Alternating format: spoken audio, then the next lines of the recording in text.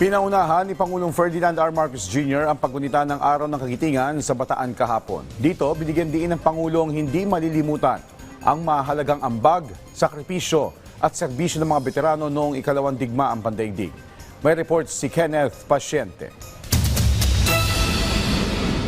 Sa pagdalo ni Pangulong Ferdinand R. Marcos Jr. sa paggunita ng ika-84 na taong anibersaryo ng Araw ng Kagitingan sa Bataan, binigyang diin niya na pagaman hindi katulad ng panahon ng ikalawang digmaang pandaigdig, may mga hamon pa rin sa kasalukuyan na sumusubok sa katatagan ng mga bansa tulad ng krisis sa Middle East. Kahit malayo niya ang Pilipinas sa sentro ng tensyon, ramdam pa rin ito ng mga Pilipino, lalo na sa patuloy na pagtaas ng presyo ng langis na lubos na nakakaapekto sa mga Pilipino. In moments like these, the government will do everything that is possible to cushion the impact and safeguard the welfare of our people.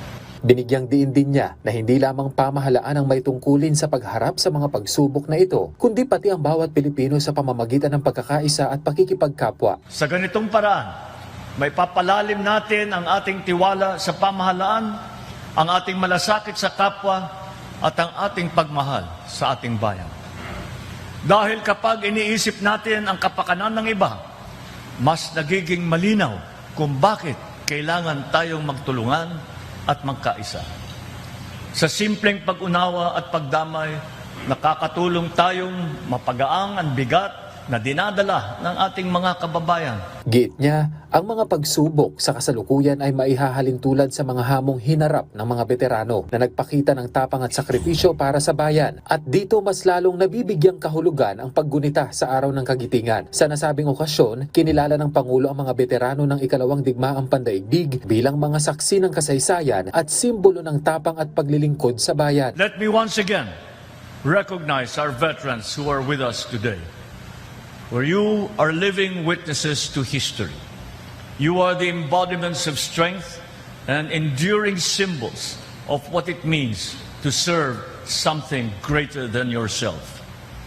No tribute can ever equal the debt that we owe you. But let this gathering stand as a promise that your service will never be forgotten.